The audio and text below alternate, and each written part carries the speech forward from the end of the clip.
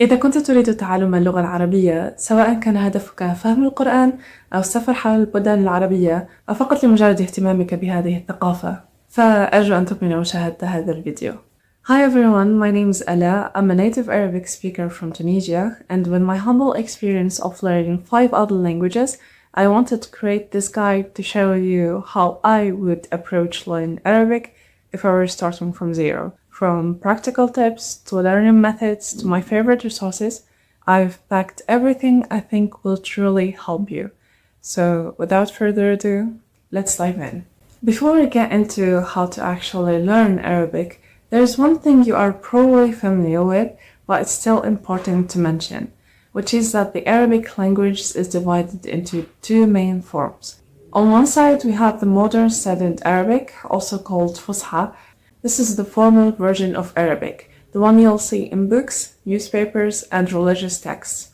Basically, the version used across the Arab world for anything official or written. On the other side, you have dialects, or what you call Ammiya. These are the versions of Arabic people actually speak in their everyday lives, and they change from country to country. There's Egyptian Arabic, which is widely understood thanks to TV and movies. There is Levantine Arabic, Gulf Arabic, Magharibi dialects, and more. And while all these dialects come from Fusha, they're not just different accents. They can actually sound like completely different languages. For example, someone speaking Levantine Arabic might not fully understand someone from Morocco, even though technically they're both speaking Arabic. So that raises the big question, should you start with Fusha or with the dialect? Ideally, if you can, you should start with both. Learn Fusha as your base and choose one dialect you are most interested in to build speaking skills alongside it. But if you really need to choose just one to start, I would say start with Fusha, because no matter where you go, people can understand Fusha, even if they don't speak it in their everyday life. It's the common ground between all Arabic speakers. You can always layer a dialect on top later, and when you do, you will notice it makes a lot more sense because you've already got the structure and foundation from Fusha. Alright, now that we've cleared up the whole Fusha versus dialects dilemma, let's move on to how Arabic actually works, starting with the handwriting system. One of the first things you will notice is that Arabic is written from right to left, which is the opposite of most other languages. Another unique thing is that Arabic is a cursive script by default. The letters are almost always connected within a word. You can just write each letter separately like you do in English block letters. Also, Arabic doesn't use uppercase and lowercase letters, obviously. There is no concept of capitalizing a letter at the beginning of a sentence or for proper nouns. But instead, each letter has up to 4 different forms depending on its position in the word. Let's take the letter Ain as an example. The shape of this letter changes slightly depending on whether it comes at the beginning, middle, end, or standing alone. Also, Arabic has 28 letters, and it's what we call an abjad. That means it mainly writes the consonants, and the short vowels are usually not written in everyday text. For example, the word kalima is written with just the consonants kaf, lam, and mim, and readers are expected to fill in the vowels from experience. But when vowels are really needed, like in children's books or religious text, we use diacritical marks called harakat. These are small symbols placed above or below the letters, and they show the short vowel sounds, as well as other functions like double a consonant, shadda, or stop a sound, sukun. These marks aren't just for pronunciation. They are essential because changing them can completely change the meaning of a word. Take these words as an example. They all share the same root letters, Ain, Lam, and Mim, but each word means something different, and what makes the difference is simply how the harakat are placed. I know this might sound a little overwhelming at first, but seriously, don't worry, because over time, with exposure and repetition, you will get used to it, and you will start recognizing the words and their meanings naturally from context, even without the harakat. So now that you've got a basic idea of how Arabic script works, how do you actually start practicing it? Well, you just need to focus on 3 simple things. Recognizing all the 28 letters, learning how they change shape depending on their position in a word, and practicing writing basic letters and combinations. Some great resources to help you get started are, for example, the app Write It Arabic for learning to write each letter in context. Also, these YouTube channels has some great beginner-friendly writing lessons. Just print out some Arabic handwriting worksheets and try to follow the way they trace letter forms by hand. And finally, Duolingo, which includes basic writing exercises that help you practice forming each letter of the alphabet, besides being a great tool overall to start learning Arabic. Now that you've seen how Arabic looks on paper, let's talk about how it actually sounds and how you can start reading it. Arabic has a few unfamiliar sounds that don't exist in most other languages, and at first you might have no idea how to pronounce them. But that's totally normal. Think of it like training a new muscle. With the practice and the exposure, it will get easier. Some of these unique sounds come from letters like ha, ayn, dad, sad, tlad, da, and qaf. A quick note here that the way these sounds are written in English is not very accurate.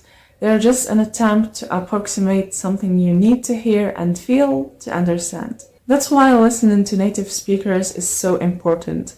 Your ears will slowly start to pick up the difference between these sounds, even if your mouth takes a little longer to catch up.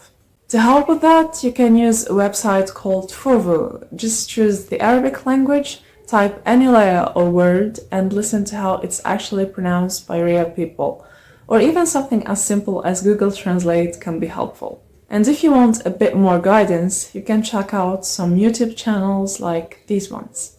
Once the sounds start making sense, challenge yourself to go beyond individual characters and try to combine them into full words and read them out loud, even if you don't know what they mean yet. This simple habit will help you get used to the flow of Arabic, train your mouth to form unfamiliar sounds, and slowly build your reading confidence. You can get started by looking for Arabic words with harakat from children's books or beginner flashcards that show pronunciation. You can also check the Salam Arabic app and website. They have word-by-word examples for each alphabet. Just remember that it's totally okay if you mispronounce a word or read it slowly. That's how fluency starts. The goal right now isn't perfection, it's repetition and recognition. Keep showing up, keep listening, keep reading. Your brain is learning way more than you think. Okay, now that you are getting comfortable with how Arabic sounds and looks, let's talk about vocabulary. The truth is, Arabic has a rich and complex vocabulary system, but that doesn't mean it's impossible to learn. It just means you need to be strategic about how you approach it. One thing that makes Arabic different from many other languages is that most words are built from roots, usually three-letter combinations that carry a meaning core, and then you build new words from them by adding patterns, prefixes, and suffixes. For example, the root kaf, ta, ba has to do with writing, so it gives us, for example, kitab, which means a book, katib, a writer, maktub, an office, maktaba, a library, etc. Don't worry, you don't need to master this system right away, but just knowing it exists will help you make sense of new words more easily as you go on. In the beginning, your goal should be simple. Learn the words that help you function, no fancy poetry vocab. Think about numbers, colors, food, etc. But of course, you can't just stop there. If you are serious about fluency, you need also to learn the kind of words that help you sound more natural and express yourself beyond survival level, like these topics, for example. To help you with your vocabulary journey, consider checking apps like Drops, which is a visual game-like vocab practice, as well as Memrise, Anki, or Quizlet, where you can find many user-made Arabic vocab sets with spaced repetition. Just remember that you don't need to learn 1,000 words at once. Just pick a small number, 5 to 10 new words a day, and actually use and practice them. In 1 month, that's over 200 words. And if you repeat them often, they will stick, and you will be able to keep building on top of them and eventually reaching the fluency you are hoping for. Okay, so now let's talk about something that makes a lot of people nervous at first, especially when it comes to Arabic, which is grammar. I know that it has a reputation for being complicated, but here's the truth. You don't need to understand every rule to start speaking or making a progress. That said, grammar is what helps you connect your vocabulary into real sentences. It's the system behind how Arabic works, and once you start seeing the patterns, it becomes a lot more intuitive. So let's break it down and look at a few important basics. First of all, unlike English that has only 7 pronouns, Arabic uses 13 different subject forms, depending on the number, gender, and person. So for example, instead of saying just you, we've got to be specific, whether it's anti, anta, antuma, antum, or antunna. Also, when in English we have he, she, and it as the only exceptions for conjugation, verbs in Arabic, on the other hand, conjugate differently based on each pronoun. But don't worry, except some irregularities that have their own logical rules, almost all other verbs conjugate in the same way. So you only have to understand the pattern and apply it accordingly each time. Another thing that's quite special is the dual form. Arabic doesn't just have singular and plural, it has a separate form for two people or things. So for example, if the singular is walad, a boy, the dual won't be اثنين ولد, but rather waladan. The an is what replaces the two. It can also become ain based on what's before it. And just like nouns, verbs and adjectives also change with the dual. It's something most languages don't have, and I think it gives Arabic this really elegant precision. Something else worth mentioning is that Arabic has 2 main sentence types, based on the word's order. Either nominal sentences, which start with a noun, for example, الجو جميل, the weather is beautiful, or verbal sentences, which start with the verb. ذهب الولد إلى المدرسة, for example, which means the boy went to school, and literally went the boy to the school. Unlike English, Arabic doesn't always need a verb like to be in the present tense. We just say الجو جميل, which literally translates to the weather beautiful. Okay, so after saying all that, how do you actually approach Arabic grammar without freaking out? Well, you just need to make sure to start small, begin with just a few verbs in past and present tense, and learn them in sentences, not as isolated words. Focus on patterns, not memorization. You will notice that once you learn how one verb conjugates, the rest just follow a rhythm.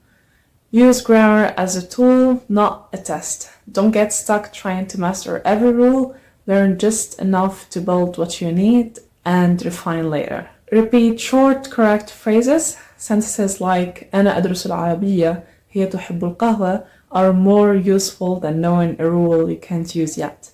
And if you want more in-depth help, then consider checking these books.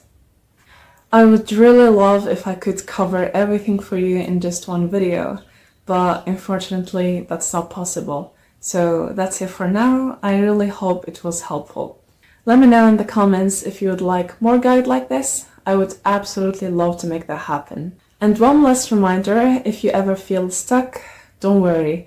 Even native speakers had to go through this at some point. So just keep going. You are on the right track. Thank you so much for watching, and I will see you in the next time. Bye!